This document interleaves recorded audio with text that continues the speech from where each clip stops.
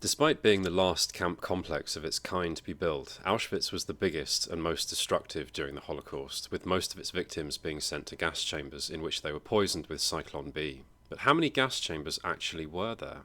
Well, the first thing to understand is that Auschwitz wasn't just one place. It was an enormous complex consisting of 3 primary camps and around 40 subcamps. Auschwitz I, or the Stammlager, meaning main camp in German, was the administrative centre of the whole complex and housed mainly political prisoners and Soviet prisoners of war. Auschwitz II, or Birkenau, was the death camp, where the majority of the crematoria and gas chamber buildings were located, and Auschwitz III, or Monowitz, was a concentration and labour camp intended mainly for providing slave labour to nearby manufacturing facilities, the largest of which was the German chemical and pharmaceutical conglomerate IG Farben. Human beings were gassed in a total of 8 buildings at the Auschwitz complex, of which 7 were used regularly. The very first gassings took place in the basement of Block 11 at the Auschwitz main camp, when the deputy camp commandant, SS Hauptsturmführer or Captain Karl Fritsch, came up with the idea of using Cyclone B on prisoners.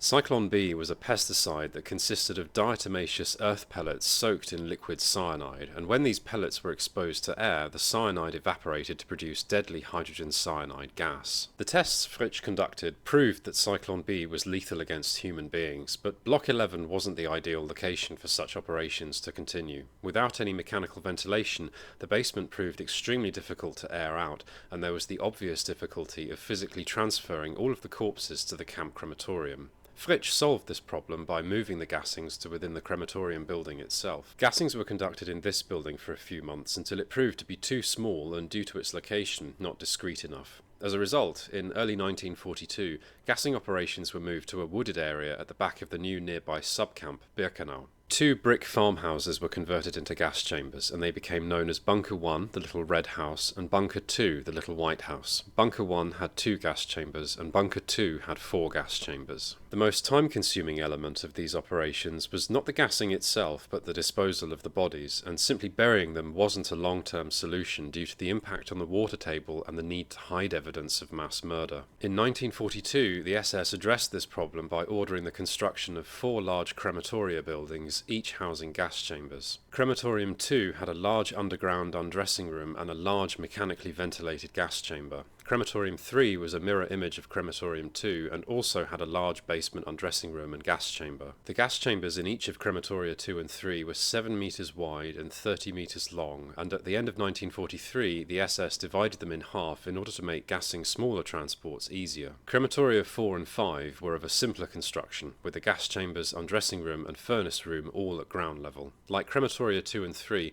they were also mirror images of each other, with 3 gas chambers housed at the western end of the building with the lower roof. So without counting the experimental gas chamber in the basement of Block 11, Auschwitz had a total of 17 homicidal gas chambers: the single room in Crematorium 1, the 4 in the basements of Crematoria 2 and 3, the 6 inside Crematoria 4 and 5, and the 6 inside Bunkers 1 and 2.